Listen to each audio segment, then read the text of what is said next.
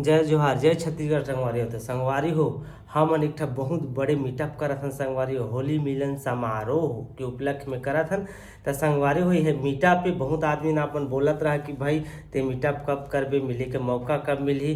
तो 4 साल हो गए मैं यूट्यूब जर्नी, ठीक है। तो कभी मैं मीटअप करनी है, थोड़ा सा एक बार कर रहे हैं सरायपाली में, थोड़ा बहुत। तो मैं ज़्यादा से ज़्यादा आ रही से 40 से 50 ऐसे सब्सक्राइबर आ रही से।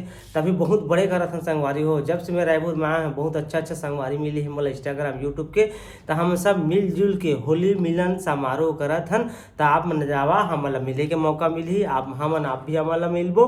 तो पता हवे रायपुर के bus stand, Bhatagaon bus stand, वहाँ पर रावण भाटा मैदान, जस्ट बस स्टेशन के सामने ही रावण भाटा मैदान है।